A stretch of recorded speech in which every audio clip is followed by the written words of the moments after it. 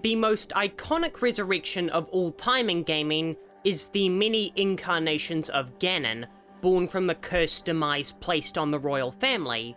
While I sincerely believe that Zelda never needed a timeline, and each game works perfectly fine as taking place in their own universe, a la Final Fantasy, I do like that there's a connecting thread throughout all these games.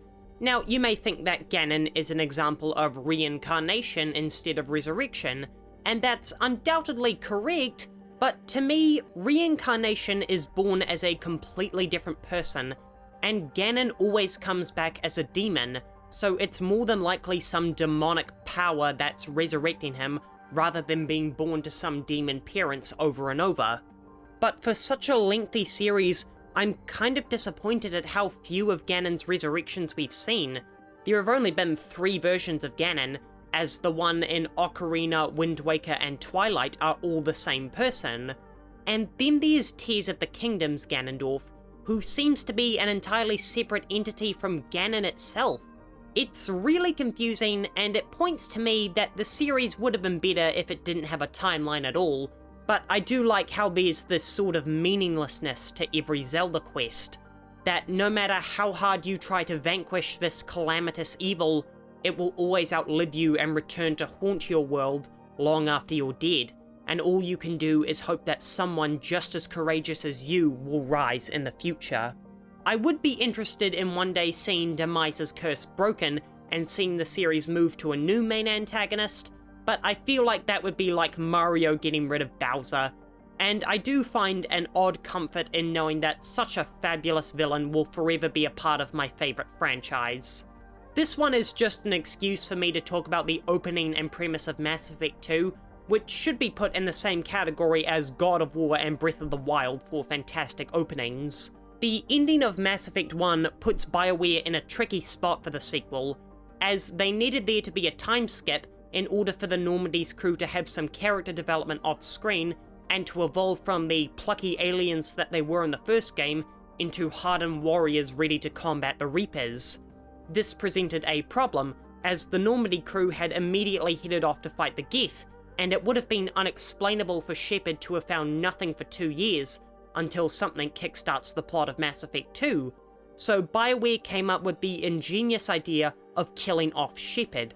It pauses the plot while allowing the galaxy to change so it feels fresh for the sequel. It also serves as an utterly shocking moment, although I think they missed an opportunity here to give us some major gameplay upgrades and abilities. It's never explained why the elusive man maintains Shepard to be restored unaltered. Still, from a development standpoint, I feel like there could have been something to make combat more exciting. I'm unsure of how to feel about Fiora's resurrection in Xenoblade Chronicles, due to her death being the inciting incident of the story. Revenge is a powerful motivation for a story, and I especially love it in a JRPG, which typically has weak motivations such as Destiny, which is disappointing when JRPGs are the most arduous games to complete. Having the motive be something as dark as revenge immediately sets Xenoblade apart from its contemporaries, and declares that the series is going to deal with much more human and adult themes, not something you'd expect from Nintendo. Fiora didn't especially grab me as a character in her introduction. I was more invested in seeing Shulk overcome his anguish and giving the smarmy metal face his sweet comeuppance.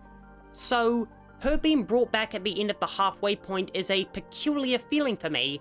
I think the game peaks once Shulk's original vision is fulfilled, and the game becomes more of a standard JRPG fear of going to kill a god. I suppose her resurrection doesn't come till much later when she regains her memory, and her new character design is one of the best Xenoblade has ever achieved, but I still feel like her return takes something away from the first half of the game.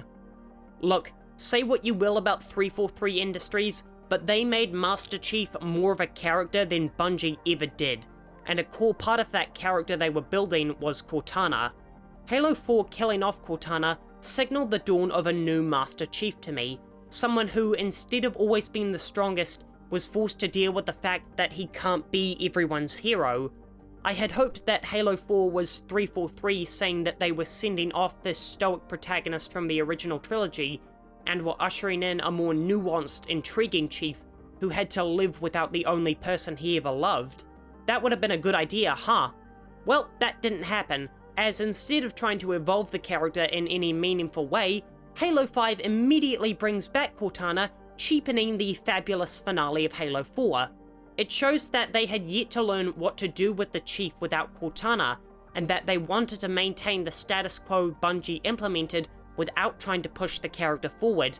And even then, they have to shove Chief off to the side to make room for Locke and Fireteam Osiris. What exactly were they thinking here?